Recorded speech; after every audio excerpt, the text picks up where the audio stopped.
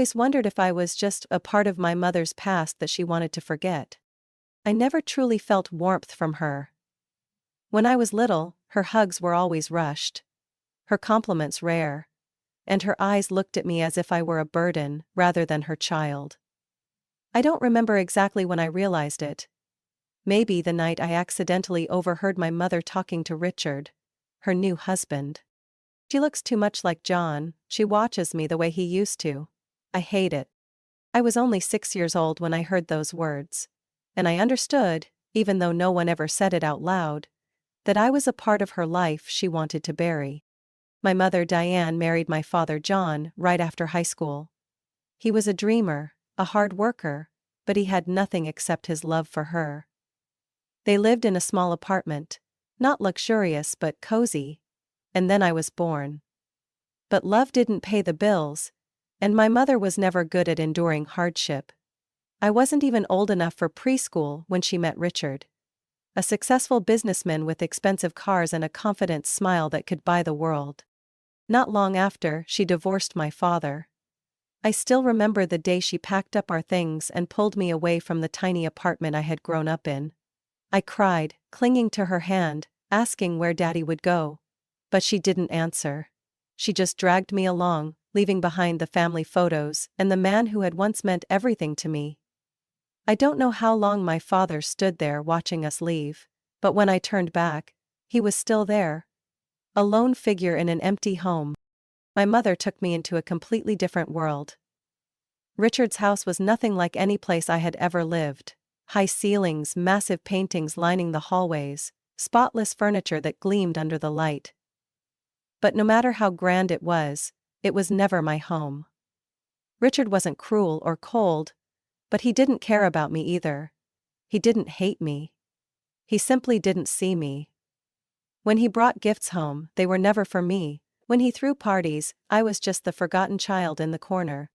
And my mother, she changed.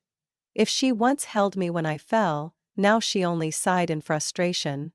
If she once smiled at me, now, whenever she looked at me, there was only one thing in her eyes. Then Lily was born. From the moment my mother announced her pregnancy, everything in the house revolved around the baby. Richard smiled more, my mother seemed happier. They talked about Lily as if she were the miracle they had always wished for. And when she was born, I realized something I had probably known all along. I was never what they wanted.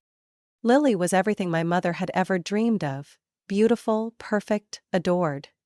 As a baby, she was held, cherished, pampered in ways I had never been. If I was a memory my mother wanted to erase, Lily was the future she proudly displayed to the world. And I was just an outsider in my own home. I can't remember the last time I felt love from my mother. Maybe it was when I was too young to understand that she had never truly wanted me. After Lily was born, everything changed, and I was pushed to the side like an unwanted piece in my mother's perfect family picture. I never wished for her to love me as much as Lily. I only wished she would see me as a normal daughter, not a shadow of a past she longed to forget. But that never happened. Lily grew up in a world completely different from mine. She was cherished, shown off to all of my mother's friends, the prettiest clothes, extravagant birthday parties, endless praise. And me? I was the child on the sidelines, wearing last year's worn-out clothes, quietly celebrating my birthday by blowing out a candle on the cupcake my father sent. With each passing day, I felt more like a stranger in my own home. I could never do anything right in my mother's eyes. If I helped her clean, she would scoff and say I was only making a mess. If I brought home good grades, she would glance at my report card and nod dismissively. Lily will be just as smart when she's older. She always had a way of making me feel like I wasn't enough.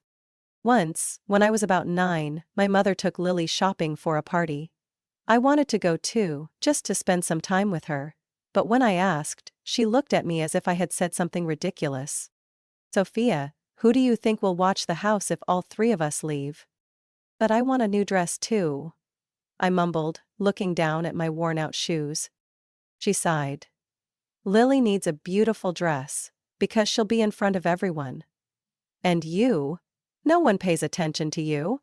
That sentence stayed with me for years. But the worst part wasn't her coldness. It was the moment I realized she didn't just want to forget her past with my father. She wanted to erase me from her life entirely. When I was 12, I had already learned how to stay quiet around my mother. But there was one time I couldn't hold back. It was a sweltering summer afternoon. I came home from school and saw her sitting on the couch, cradling Lily, gently stroking her hair while chatting on the phone with a friend. She spoke about Lily with unfiltered pride. "She's truly an angel. I never thought I could love a child this much." I froze.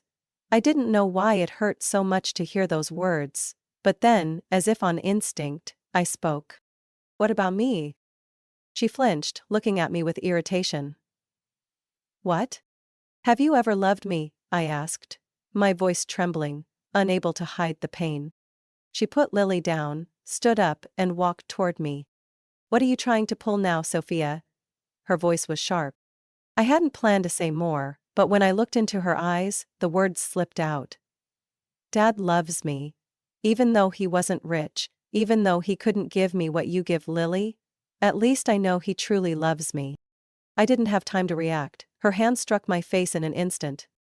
Slap. My cheek burned. I blinked, the sting spreading through my head. "Don't ever mention John in front of me again," she hissed, her face twisted with anger. "He was a failure, and if you're just like him, you'll never amount to anything either." I bit my lip, swallowing my tears. She didn't just hate my father, she hated me. Because I was a part of him. That night I lay in bed, pressing my face into my pillow so no one could hear me cry. In the dark I whispered to myself, "I won't cry in front of her again. I won't give her the satisfaction of hurting me anymore." And from that day forward I kept my promise. I learned not to expect anything from her. But deep down, I knew that one day I would leave this house. I didn't know how, but I would find a way out. Because I had come to understand one thing. If I stayed, I would forever be just a shadow. I used to believe that no matter how cold my mother was toward me, she would never abandon me. I was wrong. The announcement came on an evening just like any other. Dinner was silent, filled only with the clinking of silverware against porcelain plates and Lily's cheerful chatter about school. I sat there, trying to shrink into the background, expecting nothing. But then, my mother set her fork down and looked at me with an unreadable expression. "Sophia, Richard and I have talked. We think it's time for you to move in with your father." I looked up, my heart pounding. "Move out? Why?" She sighed, as if I was making things difficult for her. "You're getting older, Sophia. This house isn't big enough for all of us anymore. Your father can take better care of you." "But I'm still in school here, my friends are here," I protested, my voice shaking. She crossed her arms. "You'll adjust. It's not like you have that many friends to miss, do you?" Her words cut through me like a knife. I turned to Richard, hoping he would say something. But he simply kept eating, as if this conversation had nothing to do with him. Lily glanced at me with innocent eyes, her lips curling into a smile. "It'll be better for all of us, sis. You'll have your own space. And so will I." My own space. I let out a bitter laugh. They were kicking me out. I placed my fork down, my hands gripping the edge of the table so tightly my knuckles turned white. "Is this because of Lily? Because she needs more space? Or is it because you never wanted me here to begin with?" My mother exhaled sharply, as if she were too exhausted to continue the conversation. "Don't make this dramatic. Sophia, the decision has already been made." I had nothing left to say. I packed my things in silence. No one helped me. Lily skipped around the house as if nothing was happening, and my mother and Richard busied themselves with more important things. Like setting up Lily's new room. There were no emotional goodbyes. Richard only nodded when I pulled my suitcase toward the door. My mother stood with her arms crossed, watching me as if expecting gratitude. I didn't give it to her. Lily was the only one who seemed cheerful. She gave me a quick hug and grinned. "Stay in touch, okay? Tell me if anything fun happens." I didn't respond. I stepped out of that house with an old suitcase and a shattered heart. My father picked me up at the bus station with a warm smile and a gentle hug. "Welcome home, sweetheart, let's go." His home wasn't big, a small apartment, simply furnished but clean and cozy. It didn't have grand staircases or glittering chandeliers like Richard's house. But the moment I stepped inside, I felt relief, as if I had finally escaped a suffocating cage. Dad helped me settle into my new room. A small but warm space with a window overlooking the alley behind the building.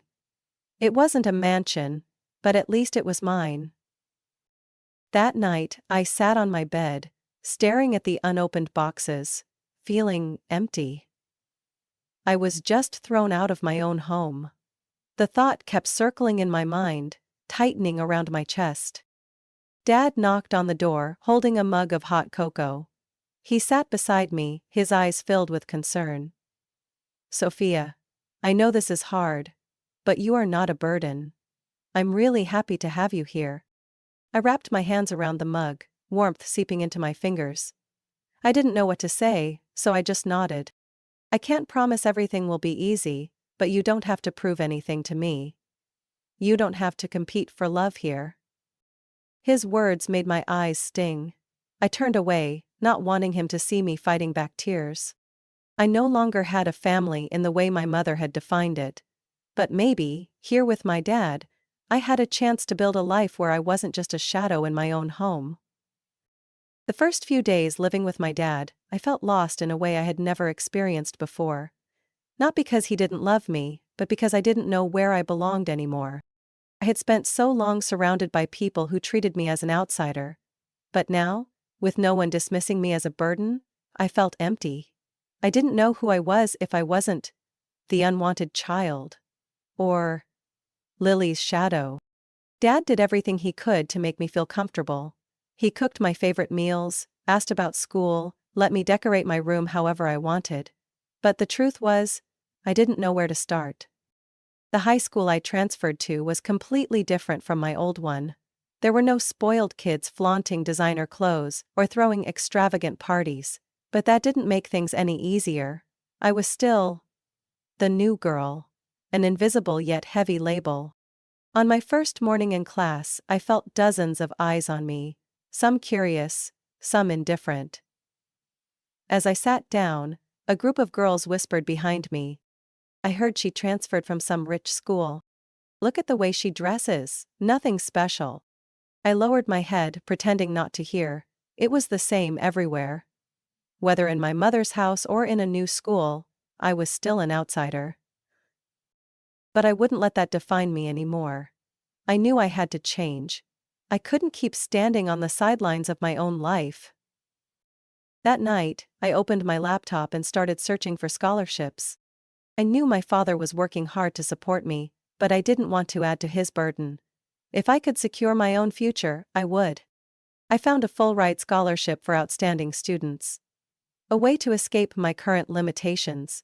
To gain independence. To never have to depend on anyone again. But the requirements were tough. Only the top students would qualify. I had never been the best at anything. At my mother's house, no matter how hard I tried, I was always just Lily's shadow. But here, no one was comparing me to anyone. I had a chance to prove myself. I threw myself into my studies. I had once felt lost, unsure of where I belonged. But now, I had a clear goal. I stayed after school to do extra assignments, borrowed additional books from the library, took meticulous notes in every class. My teachers started to notice me. One day, Mr. Parker, my math teacher, called me aside after class. "Sophia, your grades have improved significantly. Are you aiming for a scholarship?" I nodded. "Yes. I want to win it." He smiled. "If you need help, come see me. I think you have a great shot." His words fueled me. I didn't just want the scholarship. I would get it. As I spent more time in the library, I started meeting others who shared the same goal. Maria, a quiet but incredibly intelligent girl, always sat in the corner of the library with a towering stack of books. One day, as I struggled to find an advanced math book, She handed me exactly the one I needed. This one has great exercises. Are you studying for something? I looked at her, slightly surprised that she had initiated a conversation. Yeah, I'm aiming for a scholarship. Maria nodded, her eyes lighting up. Me too. Maybe we can help each other? That was the first time in a long while that I felt like someone actually wanted to be by my side. The semester passed in a blur of late-night study sessions, endless piles of assignments, and countless sleepless nights. But when I held my final report card in my hands, nearly perfect scores staring back at me, I knew I was on the right path. The day the scholarship results arrived, I trembled as I opened the envelope. My father stood beside me, just as nervous as I was. When I saw the words, "Congratulations, you have been awarded a full scholarship," my heart pounded so hard I could hardly believe my eyes. I had done it. Dad pulled me into a tight hug, his voice breaking with emotion. "Sophia, I am prouder of you than anything in this world." I smiled through my tears. For the first time in my life, I felt like I truly belonged somewhere. Not in my mother's house. Not in a past filled with pain.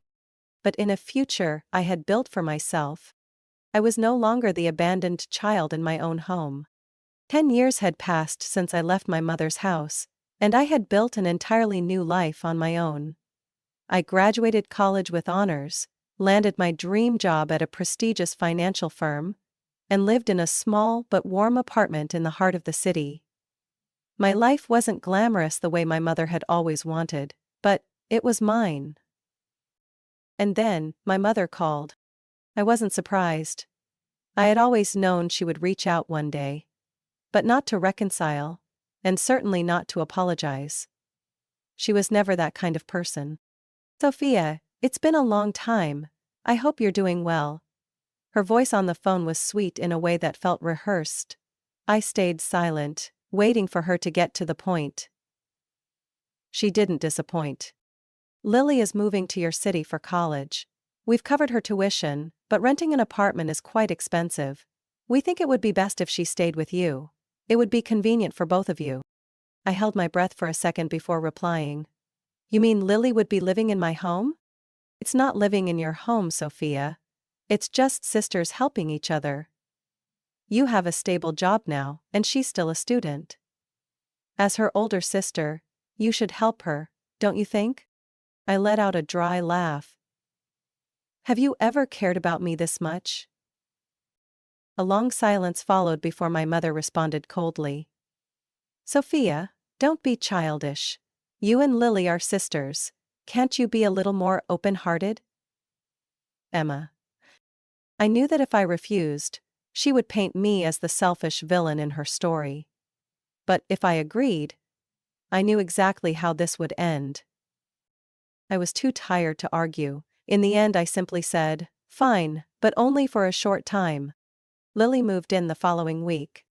From the very first day I realized she hadn't changed at all. She arrived at my doorstep with 3 designer suitcases and a saccharine smile.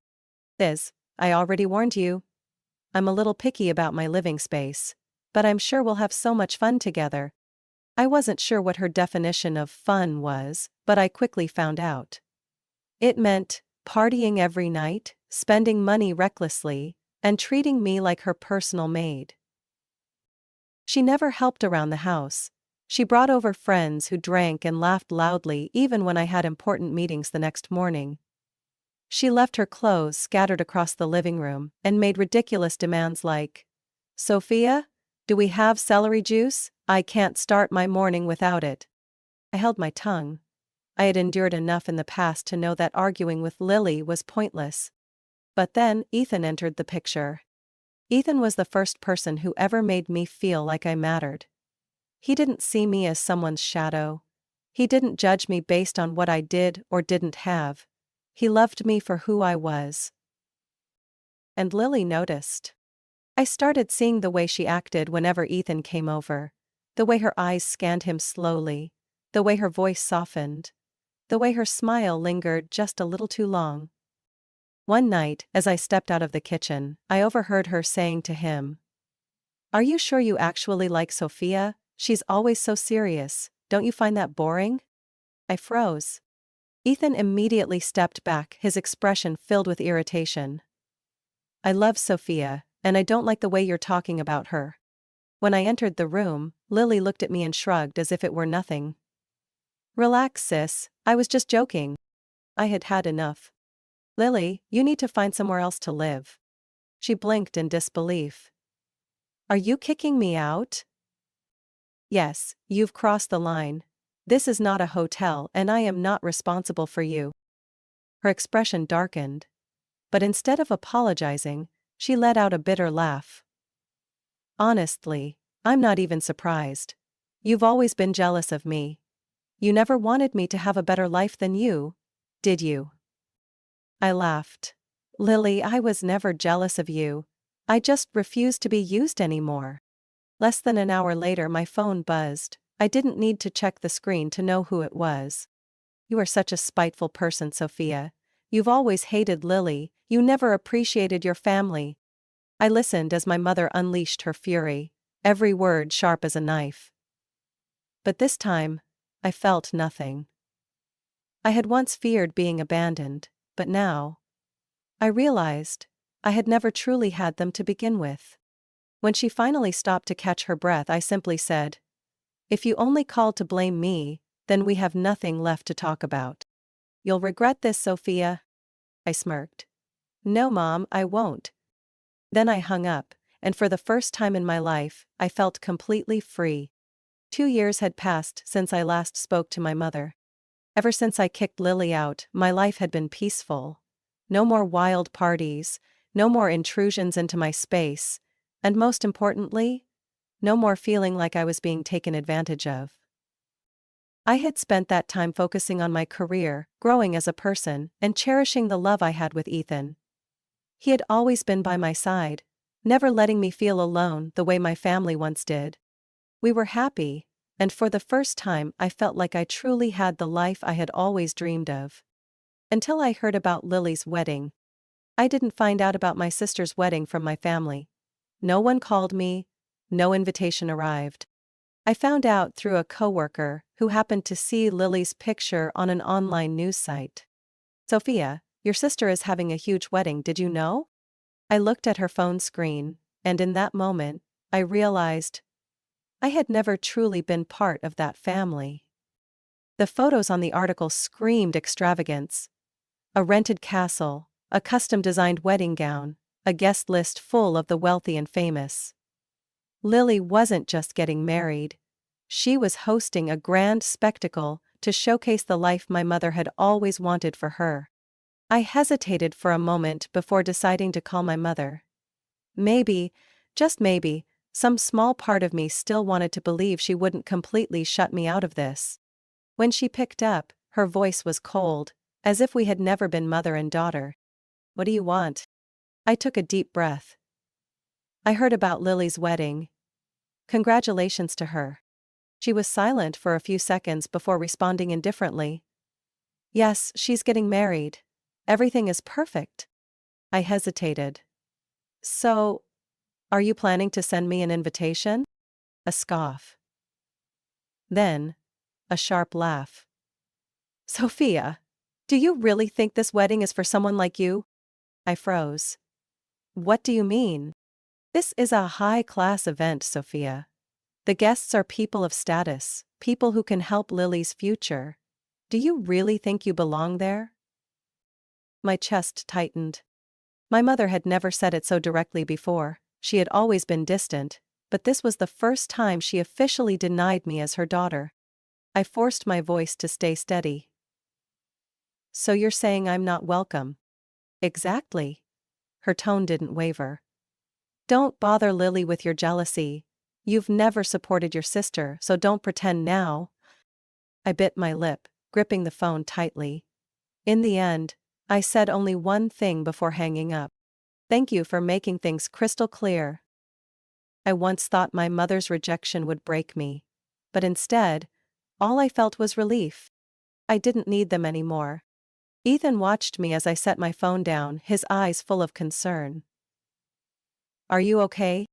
I turned to him, and for the first time, I said out loud what I had carried inside me for years. I never really had a family. But I don't need one anymore. He took my hand. Then we'll build our own family. A few months later, Ethan proposed. No fancy restaurant, no extravagant gifts, no grand spectacle. Just the two of us, on a quiet beach, making a promise to spend our lives together. And I said yes. My wedding was nothing like Lily's. No castles, no endless guest lists. Just the people who truly loved me. My father was the first to walk into the bridal suite, his face beaming as he took in the sight of me in my simple, yet meaningful wedding dress. "Sophia, you look beautiful." I hugged him tightly. "Thank you. For always being here." He patted my back gently.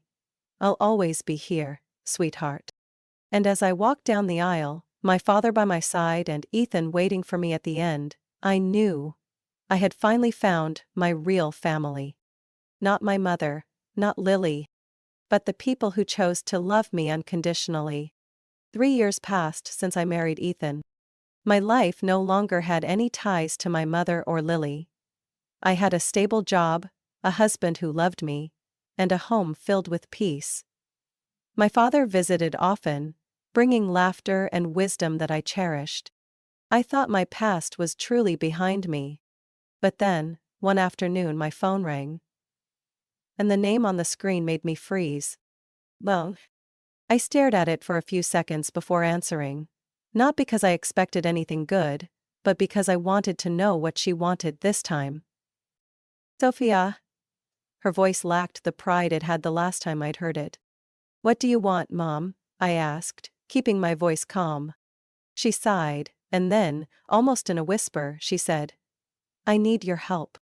I closed my eyes. I had seen this coming. I didn't need to ask what had happened. She and Richard had poured all their money into Lily's extravagant wedding. Renting an expensive venue, inviting celebrities, throwing a grand event, as if they were high society. They had spent everything to turn Lily into a princess for a day. But there was no fairy tale ending. Lily's marriage had fallen apart in just over a year. I had heard from others that she had cheated, and when she was caught, her wealthy husband not only divorced her, but demanded a hefty financial settlement. Of course they had no money. Richard's business had crumbled. My mother had never been independent. She had always lived off others. Their dream of wealth had completely collapsed. And now she was begging me. "You know we have no one else to turn to, Sophia. We're out of money. The house was repossessed. Lily has nowhere to go." Her voice trembled, but I felt no pity. "So what do you want from me?" I asked, though I already knew the answer. "We'll move in with you. You have enough space, you have a stable job, you can help your family." I let out a short, bitter laugh. "Family? You think this is family?" My mother was silent for a few seconds before she spoke. "Sophia, you can't just abandon your mother and your sister like this. We are family." A familiar anger bubbled inside me. Family? Where was she when I needed her? When I was thrown out of the house, did she think about me as her daughter? When I was banned from Lily's wedding because I wasn't high class enough? Did she think about family then? I took a deep breath, keeping my voice cold. "No, Mom. You and Lily are not my family." On the other end of the line, she inhaled sharply. "You're going to regret this, Sophia." I let out a dry laugh. "You've said that before." I thought she would hang up after that. But she wasn't finished. "If you refuse to help, I'll sue you." I blinked, then let out a real laugh this time. "Sue me? For what?" "Because you're my daughter. You have an obligation to help your family. I can take you to court for not supporting your mother in a time of need." I shook my head. "Mom, U.S. laws aren't like the TV dramas you watch. There's no law that forces me to support you. Especially when you never supported me." She fell silent. Maybe she had expected me to panic, to cave like I used to. But I wasn't that scared little girl anymore. For the first time in my life, I said what I had buried deep inside me for years. "Mom, I escaped from you once. I won't let you pull me down again, she hissed through the phone. You ungrateful brat. You think you're better than us? You are nothing without me. I sighed. Without you, I became myself. And I have never been happier. Then I hung up before she could say another word. Ethan stepped closer, placing a gentle hand on my shoulder. Are you okay? I turned to him and smiled. Yeah. It's over. My father once told me that love isn't something you have to fight for, and I had learned that the hard way. I had no wealthy stepfather, no mother who saw me as a burden, no sister who saw me as a resource to exploit. But I had Ethan, I had my father, I had the family I chose. And that was all I needed. A year after my mother's final phone call, I received news far greater than anything she had ever thrown at me. I was pregnant. When the doctor confirmed it, I gripped Ethan's hand, tears rolling down my cheeks. Not from fear, not from anxiety, but because, for the first time in my life, I felt like I truly had a family. A family I had chosen. 9 months later, on a quiet autumn morning, my firstborn son entered the world. Ethan held my hand, whispering words of encouragement as I squeezed his fingers through the pain. And when our baby's first cry echoed through the room, I knew my life had officially begun a new chapter. Holding my son in my arms, I gazed down at his tiny face, his bright eyes looking up at me as if he had known me forever. I thought back to all the lonely nights, all the times I had wished for someone to love me unconditionally. I didn't have to wish anymore. I pressed a soft kiss to my son's forehead and whispered, "You will never feel unwanted, I promise." Ethan wrapped his arms around us both, his eyes shining with unshed tears. We did it, Sophia. You did it. The first visitor I had after being discharged from the hospital was my father. He walked into the living room with a giant teddy bear in one arm and a small gift box in the other. When he saw his grandson, his face lit up with pure joy. "Oh my, little guy, you look just like your mama when she was a baby." I laughed, but when my father sat beside me and met my eyes, my smile softened. "I'm so proud of you, Sophia. I really am." I swallowed the lump in my throat and took his hand. "Thank you, Dad. For always being here. I know I don't say it enough, but if it weren't for you, I wouldn't be who I am today." He smiled and squeezed my hand firmly. "You've always been strong, Sophia. And now, you have your own family. But you will always be my daughter."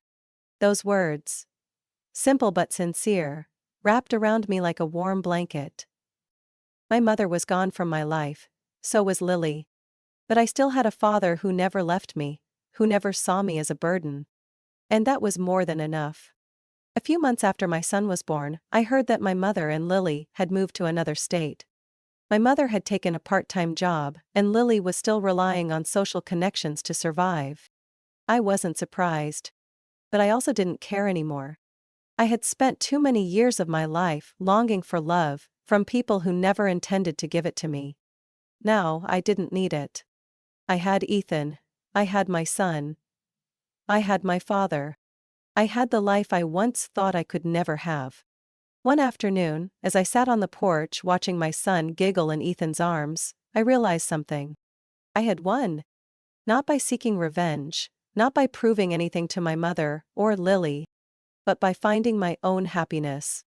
I smiled softly, took a deep breath, and let the warm sunlight brush against my skin. No more fear. No more pain.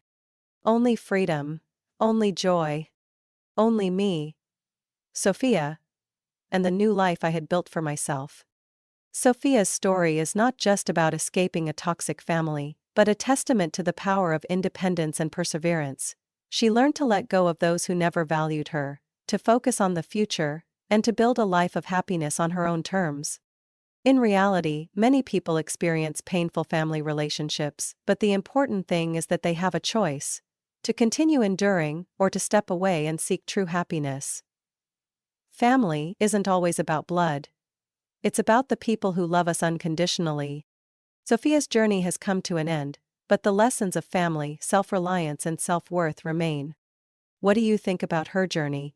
Have you ever experienced something similar? Share your thoughts in the comments. And don't forget to follow the channel for more meaningful life stories.